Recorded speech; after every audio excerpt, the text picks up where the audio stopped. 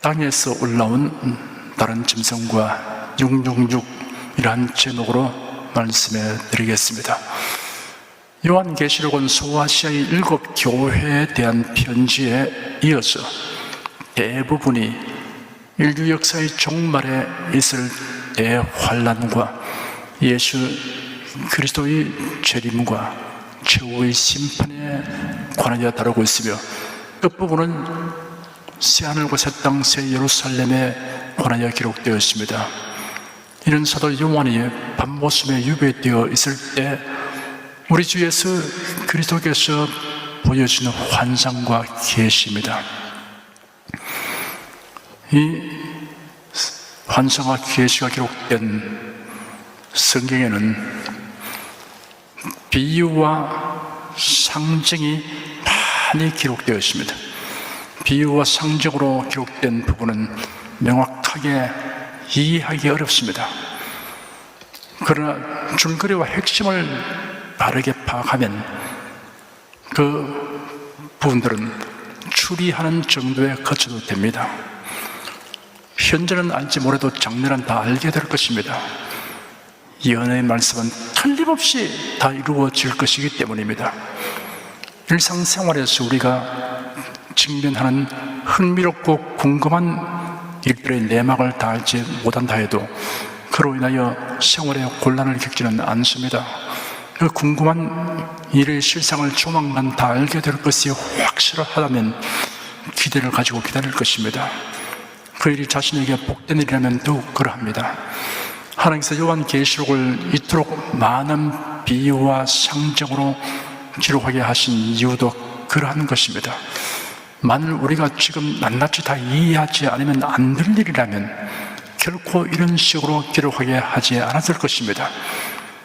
멀리 있어서 모호한 물체가 가까이 다가올수록 점점 선명하게 보이듯이 우리 주님의 재림이 가까워질수록 난해한 상징들의 윤곽이 더 뚜렷해지고 있어서 우리는 지난 세대들보다 더 실제 근접한 이해와 설명을 할 수 있게 되었습니다. 이전에는 그 비유와 상징에 관련된 사물들이 존재하지 않았거나 현재하지 않았는데 날이 갈수록 급속도로 그 실체가 드러나고 있습니다. 그러므로 지나치게 혹은 못 미치게 생각한 부분들은 겸손히 수정하고 보완하면서 요한계시록을 계속 상고해 나가야 할 것입니다. 요한계시록 강의 설교를 듣는 여러분들이 하나님의 은혜로 말미암아 예수 그리스도를 믿음으로 구원을 얻는 복음 진리에 굳게 서고 성도들의 부활과 휴거와 주님의 재림을 간절히 고대하며 대환란 심판 후에 도래할 할 새하늘 새 땅 새 예루살렘을 사모함이 더욱 간절하게 된다면 더 바랄 것이 없습니다. 11절에 내가 보매 또 다른 짐승이 땅에서 올라오니 새끼 양같이 두 뿔이 있고 용처럼 말하더라 하였습니다. 지난주에 살펴본 1절에서 10절까지는 바다에서 올라온 짐승에 관한 것이었습니다. 이 짐승은 하나님을 모독하고 대적하며 하나님의 선민을 박해한 역사상의 대제국들과 그 통치자들을 묘사한 것이었습니다. 이런 사악한 영적 존재인 사탄의 하수인 역할을 하였습니다. 그리고 이런 나라들을 계승하고 집대성한 것 같은 적그리스도와 그의 나라가 등장하여 활동하는 것을 살펴보았습니다. 적그리스도는 종말의 7년 환란 기간의 후 3년 반 동안에 성도들을 극심하게 핍박할 것입니다. 11절 이하에서는 땅에서 올라온 다른 짐승이 성도들을 미혹하고 타락하게 하고 박해하는 행위가 기록되었습니다. 또 다른 짐승이라고 하였습니다. 여기에 다른이라고 번역된 헬라어 안노를 자세히 번역하면 같은 종류의 다른 짐승입니다. 그러므로 둘째 짐승은 첫째 짐승과 그 정체와 성격에 있어서 동류입니다. 다른 짐승이 땅에서 올라왔다고 하였습니다. 땅에서 올라왔다는 것은 세상에 속한 존재라는 것을 나타냅니다. 바다에서 나온 짐승은 머리가 7이요 뿔이 10이며 표범의 몸체, 곰의 발과 사자의 입을 가진 괴상한 모습을 가졌는데 땅에서 올라온 다른 짐승은 그와는 판이합니다. 다른 짐승은 새끼 양처럼 그 머리에 두 뿔이 있습니다. 사람들이 아끼고 사랑할 만한 새끼 양 같은 모습입니다. 그러나 용처럼 말하더라고 하였습니다. 다른 짐승의 정체는 거짓 선자입니다. 그런 모든 종교 조직을 하나로 합하여 그 연합된 힘을 사용할 것입니다. 평화와 사랑과 일치라는 말로서 선동하며 조직을 확대 강화할 것입니다. 많은 사람들이 그의 종교적인 수단과 술책에 속아 넘어갈 것입니다. 양의 옷을 입었으나 속으로는 노략질하는 일이입니다. 예수는 경고하시기를 거짓 신자들을 삼가라. 양의 옷을 입고 너에게 나오나 속에는 노략질하는 일이라 하였습니다. 12절에 제가 먼저 나온 짐승의 모든 권세를 그 앞에서 행하고 땅과 땅에 거하는 자들로 처음 짐승에게 경배하게 하니 곧 죽게 됐던 상처가 나은 자니라 하였습니다. 용이 바다에서 나온 짐승에게 자기 능력과 보좌와 권세를 주었는데 땅에서 올라온 다른 짐승에게도 이 권세를 주었습니다. 용은 사탄이고 처음 짐승은 적그리스도이며 다른 짐승은 거짓 선자입니다. 사탄, 적그리스도, 거짓 선자는 삼위일체이신 하나님을 흉내내고 있습니다. 처음 짐승인 적그리스도는 자기를 높여 하나님으로 가정하고 숭배를 받으려고 합니다. 데살로니가 후서 2장 4절에 기록되기를 저는 대적하는 자라 범사에 일컫는 하나님이나 숭배함을 받는 자 위에 뛰어나 자존하여 하나님 성전에 앉아 자기를 보여 하나님이라 하느니라 하였습니다. 땅에서 올라온 다른 짐승인 거짓 선자는 땅과 그 안에 있는 그 안에 사는 자들이 처음 짐승인 적그리스도에게 경배하도록 합니다. 13절에 큰 이적을 행하되 심지어 사람들 앞에서 불이 하늘로부터 땅에 내려오게 하고 하였습니다. 거짓 신자는 기사와 이적을 행하며 사람들을 미혹합니다. 예수께서 말씀하시기를 그때 사람이 너희에게 말하되 보라 그리스도가 여기 있다 혹 저기 있다 해도 믿지 말라. 거짓 그리스도들과 거짓 신자들이 일어나 큰 표적과 기사를 보이어 할 수만 있으면 택하신 자들도 미혹하게 하리라 하였습니다. 데살로니가 후서에도 악한 자의 임함은 사단의 역사를 따라 모든 능력과 표적과 거짓 기적과 불의의 모든 속임으로 멸망하는 자들에게 임하리니 이는 저희가 진리의 사랑을 받지 아니하여 구원을 얻지 못함이니라 하였습니다. 거짓 선자가 이적을 행하되 심지어 사람들 앞에서 불이 하늘로부터 땅에 내려오게 합니다. 구약 성경에는 하늘에서 불이 내려온 일이 여러 곳에 기록되어 있습니다. 구약 성경 레위기 9장을 보면 제사장 위임식이 끝난 바로 그 다음날 아론과 그 아들들이 성별된 제사장의 자격으로 자신들과 이스라엘 모든 백성을 위해 드리는 첫 제사에 관하여 구체적으로 기록되어 있습니다.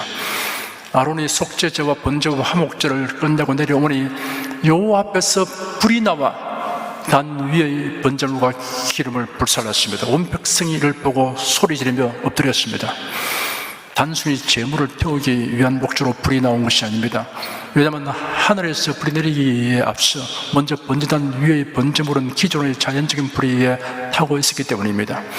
따라서 지성소에 내려온 구름으로부터 나온 여호와 하나님의 초자연적인 불은 제사장 취임식의 모든 제사를 기쁘게 연락하셨음을 눈으로 볼 수 있도록 하신 것입니다. 민수기 16장에는 하나님의 위임 권위를 대적한 자들에게 심판의 불이 내린 사건이 있습니다. 고라와 다단과 아브라함이 모세와 아론을 대적하는데 회중의 지도자 250인이 가담하였습니다. 모세는 고라에게 말하기를 너와 네 모든 무리는 아론과 함께 내일 여호와 앞에 나오라. 너희는 각자 자기 향로를 가져오되 그 위에 향을 놓고 각자 자기의 향로를 가지고 여호와 앞으로 오라. 향로는 모두 250개이다. 너와 아론도 각각 자기 향로를 가지고 오라 하였습니다. 그들이 각각 자기 향로를 가져와 그 위에 불을 담고 또 그 위에 향을 넣은 후 모세와 아론과 함께 회막 입구에 섰습니다. 하나님께서는 반역의 주동자만을 우승 징계로 결정하셨습니다. 하나님의 심판하시는 불이 나와서 성막 문 앞에서 분향하던 250명을 태워버렸습니다. 열왕기하 1장에는 이스라엘의 왕 아하시아가 다락 난간에서 추락하여 타박상과 골절상을 입었는데 합병증이 생겨 위중한 상태에 이르게 되었습니다. 왕이 사신들을 보내어 블레셋의 한 성읍인 에그론의 신 바알세곱에게 이 병이 낫겠는가라고 물어보게 하였습니다. 하나님께서 선지자 엘리야에게 지시하시기를, 길에서 아하시아 왕의 사신들을 만나 이스라엘에 하나님이 없어서 너희가 에그론의 신 바알세곱에게 물으러 가느냐? 그러므로 아하시아가 침상에서 내려오지 못하고 반드시 죽으리라 라고 통지하게 하셨습니다. 왕이 보낸 사신들이 에그론에 갔다 오기는 너무 일찍 돌아오니 그들이 보고하기 전에 왕이 먼저 너희는 어찌하여 돌아왔느냐고 질문했습니다. 왕의 신하들은 그들이 도중에서 만난 사람이 자신들의 정체와 어떤 목적으로 가고 있는가를 환히 알고서 말하기를 왕에게 돌아가서 반드시 죽을 것이라고 통지하라 하셨다고 말했습니다. 아하시아 왕은 자기에게 하나님의 징벌을 선포한 사람이 누구인가를 알아버리고 그 인상착의를 물었습니다. 신하들이 대하기를 털이 많고 허리에 가죽띠를 띄었습니다 하였습니다. 아하시아 왕이 듣고 즉시 그가 엘리야 선지자라고 단정했습니다. 아하시아 왕은 엘리야를 체포하려고 50부장과 그 군사들을 보내었습니다. 엘리야를 체포하는 것이 간단하지 않으리라고 예상하여 이처럼 많은 군사를 보낸 것입니다. 엘리야는 아하시아 왕이 자기를 체포하려고 할 것을 예상한 듯 산꼭대기로 올라가 있었습니다. 체포하러 산으로 올라온 자들에게 엘리야가 말하기를 내가 만일 하나님의 사람이라면 하늘에서 불이 내려와 너와 너희 부하 50명을 태워버릴 것이다 라고 선포하였습니다. 그러자 하늘에서 즉시 불이 내려와서 50부장과 50명의 부하들을 태워버렸습니다. 열왕기상 18장에는 선지자 엘리야가 갈멜산에 모이는 왕과 백성들 앞에서 바알 선지자들과 대결할 때 엘리야의 차례가 되자 하나님께 부르짖으니 엘리야가 쌓은 자단 위에 여호와의 불이 내려와서 제물을 태웠습니다. 역대상 21장에는 다윗 왕이 오르난의 가장마당에서 여호와를 위하여 제단을 세우고 번제와 화목제를 드리고 여호와께 부르짖으니 여호와께서 하늘로부터 번제단 위에 불을 내려 응답하셨습니다. 역대하 7장에는 솔로몬 왕이 모리아 산에 세워진 성전에서 제단에 제물을 드리고 기도회를 마치자 불이 하늘로부터 내려와서 제물들을 태웠습니다.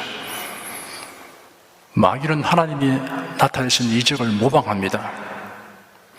땅에서 올라온 짐승인 거짓 선지자가 마귀에게서 능력을 받아 큰 이적을 행하는데 심지어 사람들 앞에서 불이 하늘에서 땅으로 내려오게 하였습니다.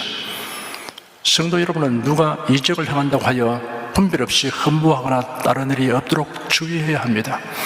그 이적을 행하는 자의 정체가 무엇인가를 살펴서 판단하는 정도는 기사와 이적에 미혹되지 않습니다.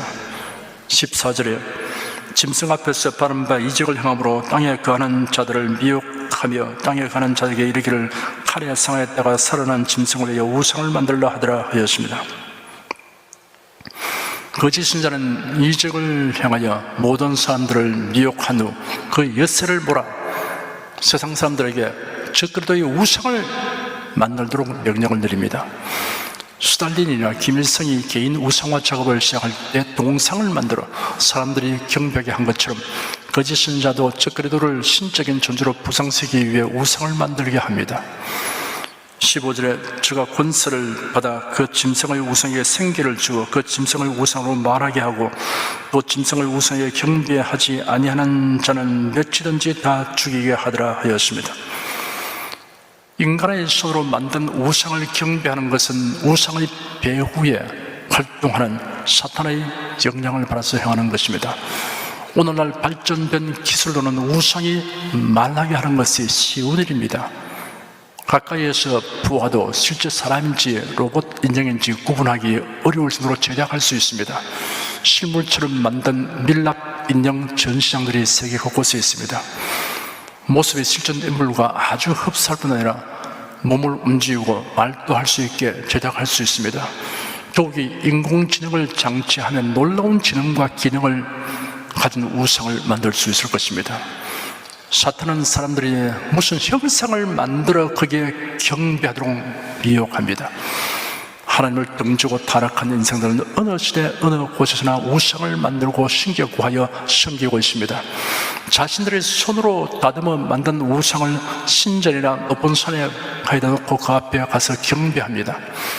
그러니 더욱이 모양과 크기를 원하는 대로 만들고 인공지능을 장치하여 유창하게 말하고 판단하는 기능을 갖게 해놓으면 사람들이 앞다투어 그 앞에 가서 합장하고 절하며 복을 빌 것은 불을 보듯이 뻔한 일입니다.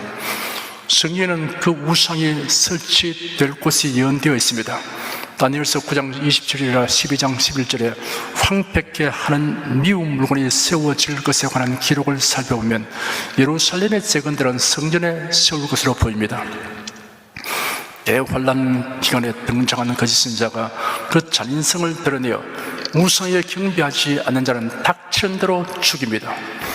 16절과 17절에 제가 모든 자 곧 작은 자나 큰 자나 부자나 빈궁한 자나 자유한 자나 종들로 그 오른손이나 이마에 표를 받게 하고 누구든지 이 표를 가진 자 외에는 매매를 못하게 하니 이 표는 곧 짐승의 이름이나 그 이름의 수라 하였습니다.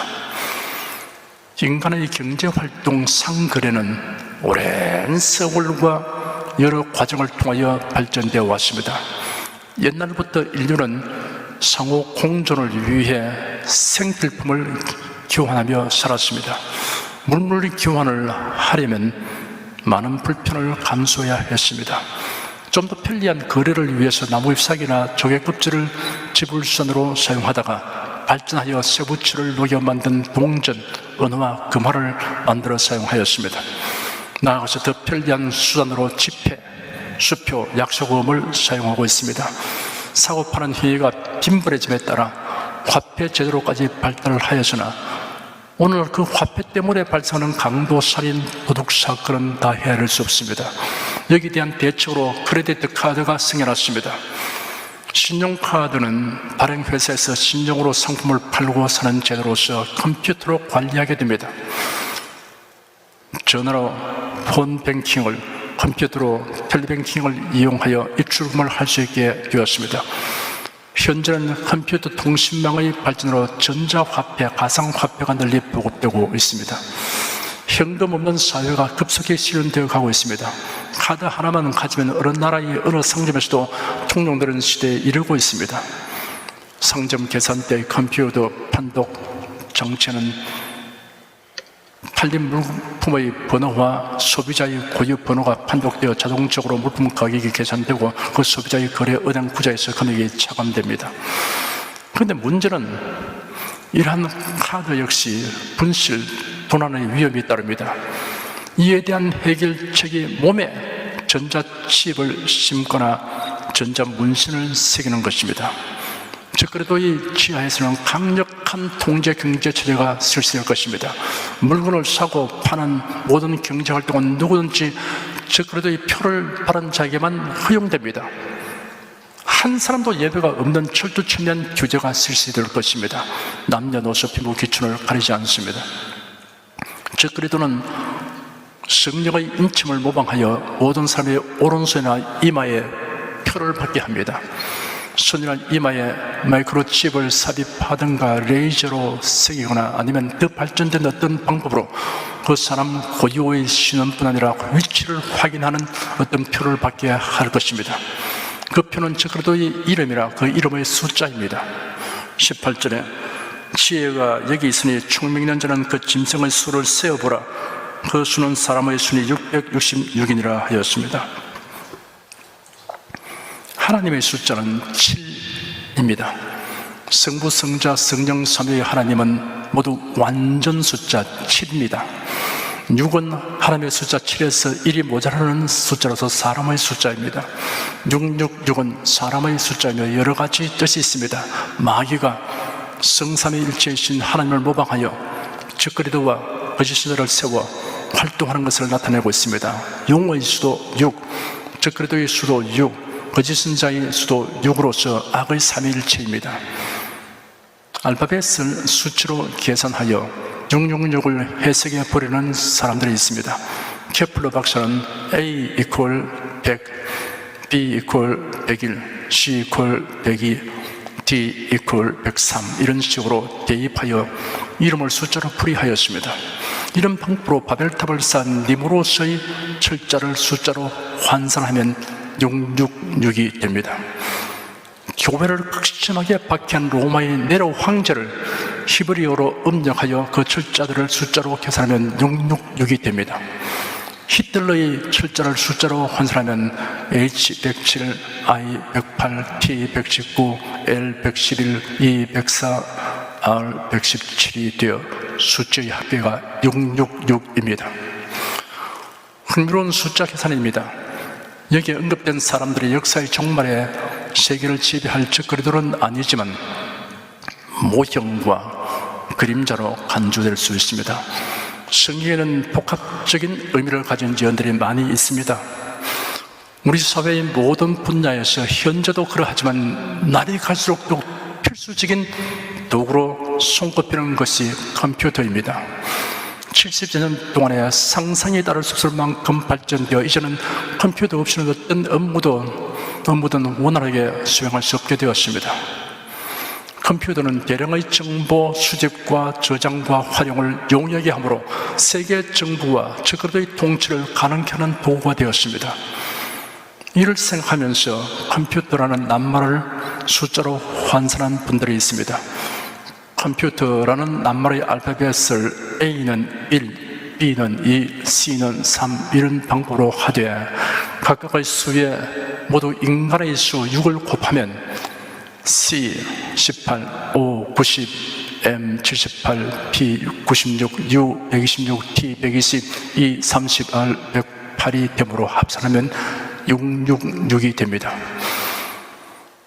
부정선거 사건으로 문제가 발생한 나라들이 한둘이 아닙니다.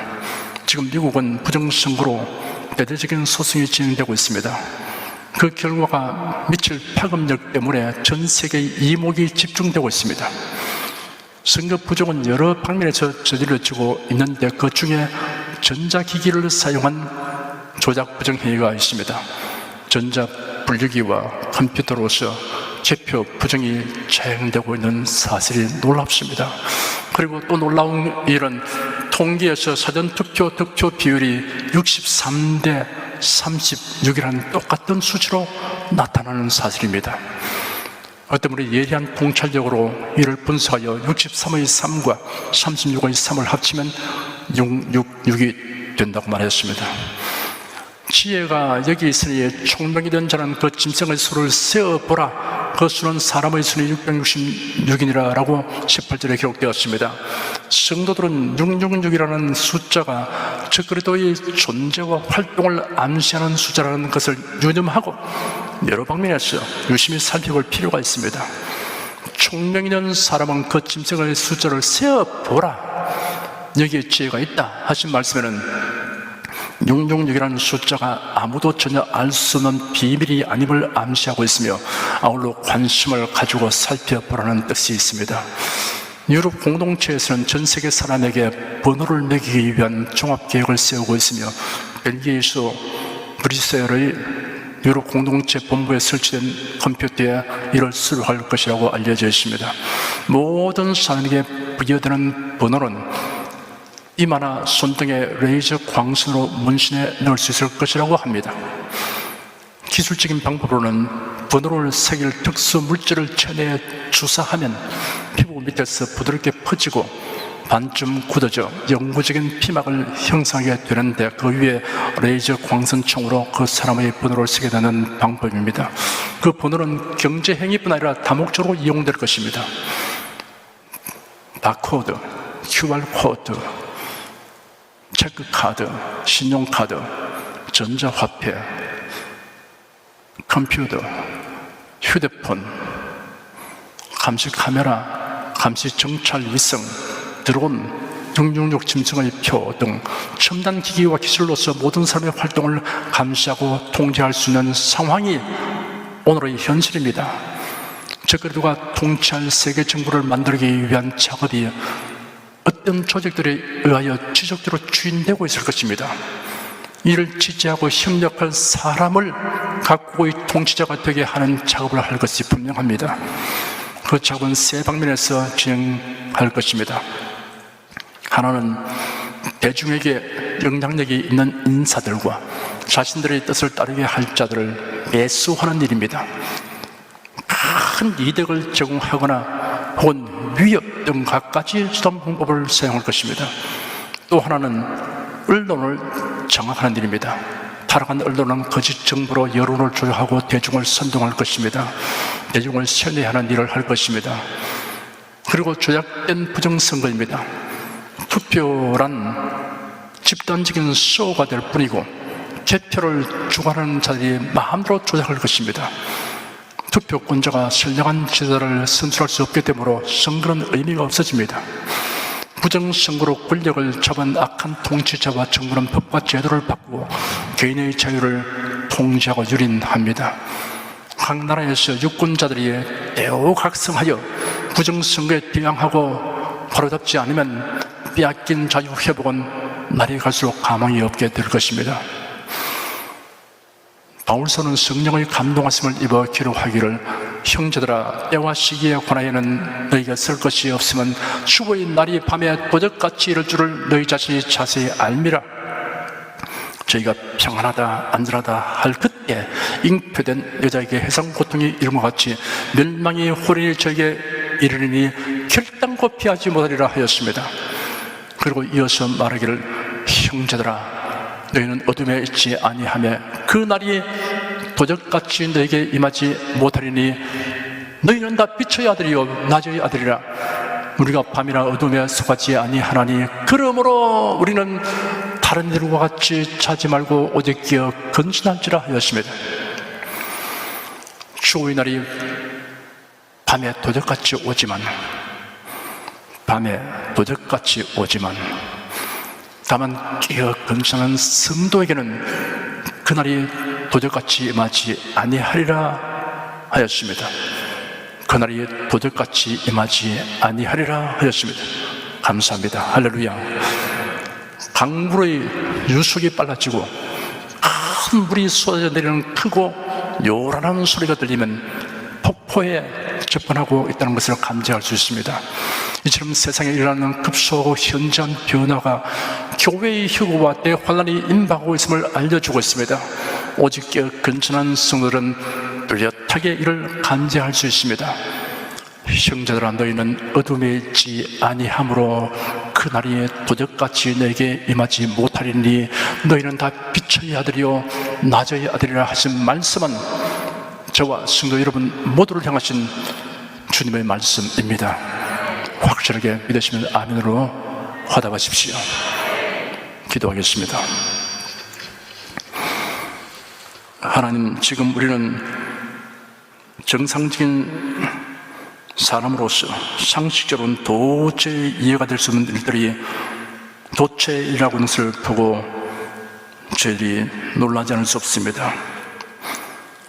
모든 인륜 도덕에도 원하는 일들, 성경에 주신 계명은 물론이고 보통 사람들이 살아가는 사회에서 도저히 용납할 수 없는 그런 도덕적인 파탄에 이르는 일들이 유엔에서 권장하고 압력을 가하고 각 국가에서 그것을 법으로 만들어 시행해서 그것을 비난하거나 거절하는 자에 대해서 형벌을 가하는 이런 엄청난 사건들이 지금 온 세계에 만연되고 있습니다. 그리고 많은 나라들에서 부정선거가 자행되고 있습니다. 현대 문명의 이 길을 가지고서 일반 사람들이 알지도 못하게 교묘하게 순식간에 엄청난 부정을 행했어서 권력을 손에 쥐는 사람들이 생겨나고 있습니다. 이를 저희들이 바라보면서 적그리스도가 어떻게 등장할 것인가에 대해서 저희들이 더 자세히 살펴보게 됩니다. 이런 통신 혹은 또 모든 이 상거래 활동의 수단들이 엄청나게 빠르게 발전되고 변화되고 있는 것을 봅니다. 주 하나님, 이 일련의 사건들이 우리에게는 거대한 폭포가 떨어진 소리로 들리고 있습니다. 지금 사람들이 담은 배가 바로 폭포 위에 도달해 와 있습니다. 주 하나님, 저희들이 이를 두려워하거나 우리는 근심하지 않습니다. 하나님은 항상 빛에 속한 하나님의 자녀들에게는 안심하라고 말씀해 주시니 감사합니다.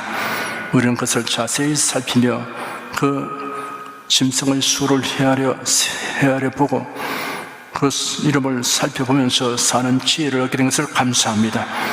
그럴수록 저들은 더욱 모이기를 힘쓰며 예배에 힘쓰게 하여 주시옵시고 세상 풍조에 휩쓸리지 않도록 정신을 차리고 건진하라고 하신 것을 감사합니다. 예수님 이름으로 감사하며 기도드립니다. 아멘. 은혜와 진리 찬양 363장 부르십시다.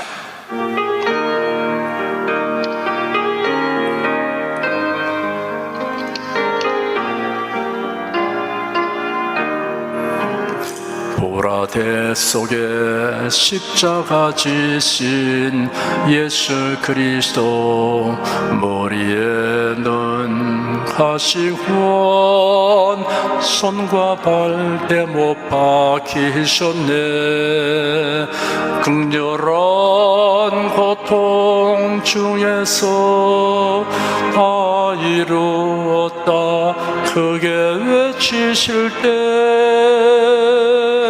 나의 모든 죄 저주 형벌은 다 청산되었네.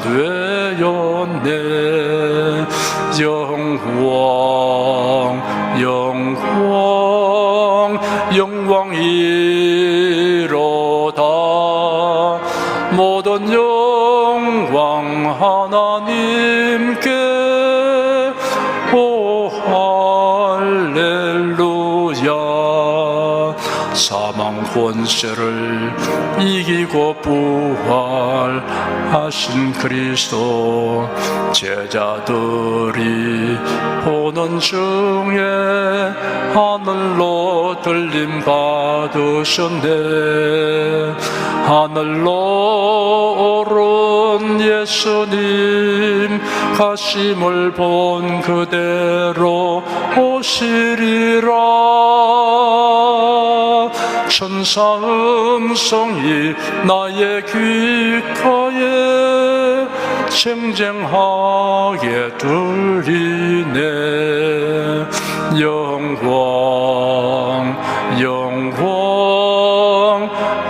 영광이로다. 모든 영광 하나님께. 오 할렐루야. 만왕의 왕 재림하시는 예수 그리스도, 영광스런 그날에 믿음의 등불 밝혀 들리라.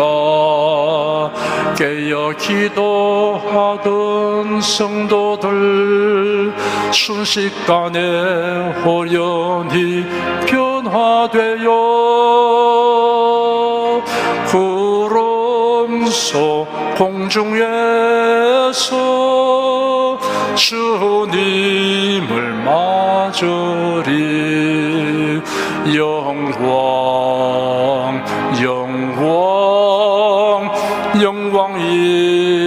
영광이로다. 모든 영광 하나님께. 오 할렐루야.